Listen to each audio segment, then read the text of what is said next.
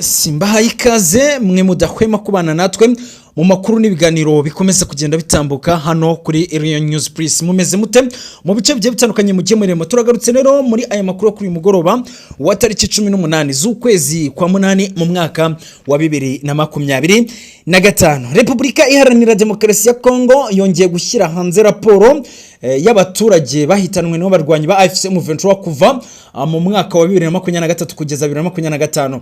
Ni mu gihe Repubulika Iharanira Demokarasi ya Kongo yongeye gushimangira ko M23 ifatanyije n'igihugu cy'u Rwanda kugumya kwararika imbaga y'abaturage, ati kuramba n'ukuramuka ku baturage batuye mu bice byigaruriwe n'abarwanyi ba AFC/M23. Ibi byose rero tugiye kugenda tubiva imuzi n'imuzingo. South Africa rero Cyril Ramaphosa, perezida w'iki gihugu cya South Africa, yongeye kwemeza ko ngo yiteguye gufasha FARDC ndetse n'abafatanyabikorwa babo mu kwirukana ndetse no guhashya abarwanyi ba AFC/M23 mu bice bagiye bigarurira. Uwitwa rero Prince Chabalala yamaze kwanzura yuko ngo South Africa igomba gufatanya na FARDC ndetse yuko South Africa igomba gukora ubutumwa ibicishije muri MONUSCO nyuma yuko ubutumwa bwasamiye DRC burangiye muri Repubulika Iharanira Demokarasi ya Kongo. Ati agahinda gakabije cyane ku basirikare ba South Africa baguye mu burasirazuba bwa RDC bahitanwe n'igisirikare cy'inyeshyamba za AFC/M23 ndetse bafatanyije n'igihugu cy'u Rwanda. Aya n'amagambo rero yavuzwe n'uwitwa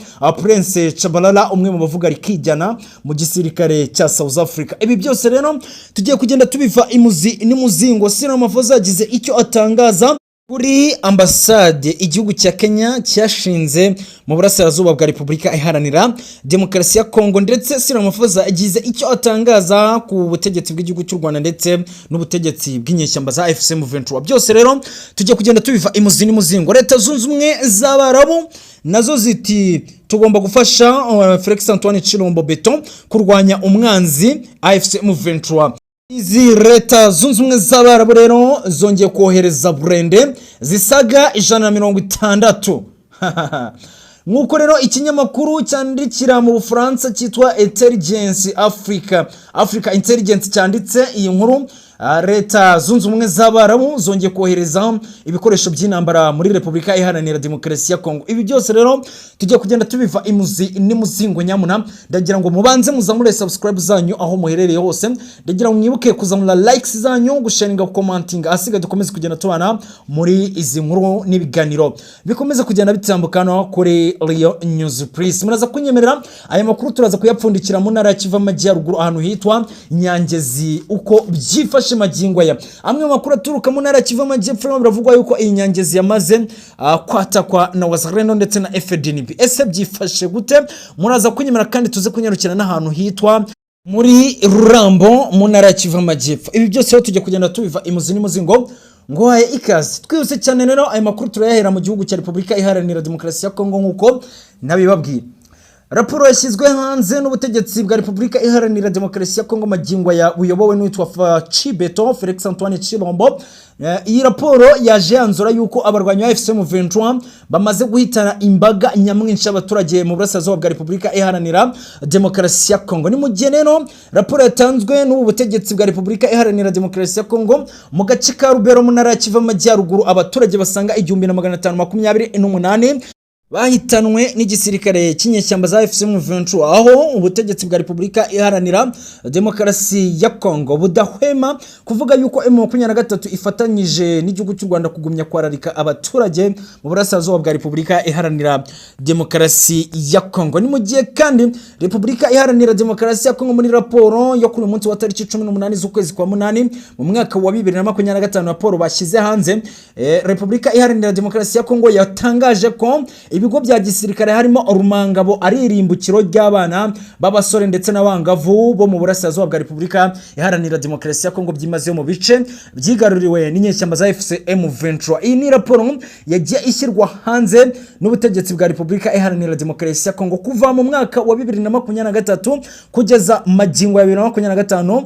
Repubulika Iharanira Demokarasi ya Kongo yatangaje ko kuramba arukuramuka ku baturage bahereye muri axe AFC M23 yagiye yigarurira guhera muri 2023 kugeza amagingo yango nuko abamaze gutwarwa ubuzima n'izi nyishyamba ari benshi cyane nkuko iyi raporo y'ubutegetsi bwa Repubulika Iharanira Demokarasi ya Kongo yakomeje kugenda ibigarukaho. Ngaye nguko rero namwe makuru akomeje kugenda atangazwa. South Africa ati rero tugomba kwihorera nubwo DRC yarangiye muri Repubulika Iharanira Demokarasi ya Kongo. Magingo y'ubutegetsi bwa South Africa buyoboye mu magingo n'uwitwa Cyril Ramaphosa abwongeye kwanzura yuko bwiteguye gutera inkunga igisirikare cya FARDC n'abafatanya bikorwa bacyo kugira ngo birukane ngo ubutegetsi bw'inyeshyamba za AFC M23 ndetse n'ubutegetsi bw'igihugu cy'u Rwanda bubarizwa ngo muri Repubulika Iharanira Demokarasi ya Kongo. Nkuko rero uyu Prince Chabalala umwe mu bavuga rikijyana mu gisirikare cya South Africa giye agaruka kuri iyi nkuru yavuze ko ngo abarwanyi ba South Africa cyangwa ngo abasirikare ba South Africa bari baraje mu cyitwa DRC mu butumwa bw'amahoro muri Repubulika Iharanira Demokarasi ya Kongo ngo abagera kuri 70 bahitanwe n'igisirikare cya AFC M23 ngo gishinjwa kuba gifatanya n'igihugu cy'u Rwanda. Rero uyu Prince Chabalala yakomeje kugenda yemeza ko ngo agomba gufatanya n'igisirikare cya Repubulika Iharanira Demokarasi ya Kongo gushaka umutekano w'abaturage ngo ubuzima bw'umuturage wa Repubulika Iharanira Demokarasi ya Kongo nibugumye guhonyorwa n'ibihugu birebera. Uyu rero Prince Chabalala yakomeje kugenda yanzura avuga ati abasirikare bacu ba South Africa benshi bashyinguranwe n'aba Repubulika Iharanira Demokarasi ya Kongo y'igisirikare cya FARDC.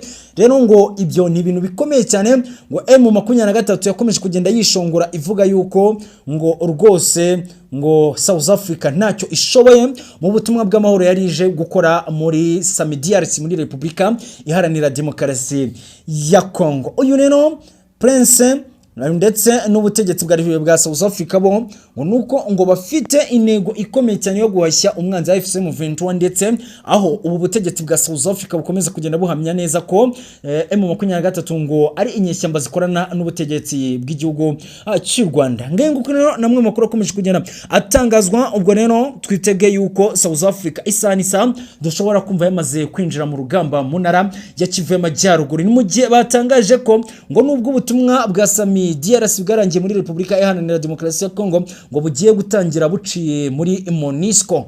Amayi nka data ni ibintu bikomeye, ni ibintu bisa nkaho urugamba rusubiye rudubi. Kuba South Africa yakwinjira muri uru rugamba ni ibintu twavuga ati bikomeye cyane. Nkuko rero nyamakuru cyandikira mu gihugu cy'u France African Intelligence cyanditse iyi nkuru, cyanditse kigira ati Leta Zunze Ubumwe z'Abarabu zamaze kohereza ibifaru cyangwa ngo za Burende 160 mu gihugu cya Repubulika Iharanira Demokarasi ya Kongo. Amaye nka data urugamba rusubiye rudubi. Rero izi Burende bikaba bivugwa yuko ngo zaguzwe miliyari 16 z'amadolari y'Amerika. Rero izi Burende zikaba zaraguzwe muri Leta Zunze Ubumwe z'Abarabu nkuko rero witwa Felix Antoine Chilombo Kisekedi ndetse n'ubutegetsi bwa Repubulika Iharanira Demokarasi ya Kongo baherutse kugirana amasezerano na Leta Zunze Ubumwe z'Abarabu kugura intwaro nabo.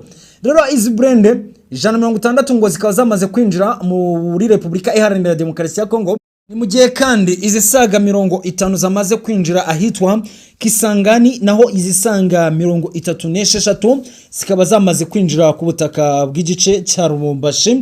Ibi byose rero bikaba bivugwa yuko izari zije kugira ngo zirukane ndetse zihashye umwanzi uhanganye na Repubulika Iharanira Demokarasi ya Kongo AFC M23.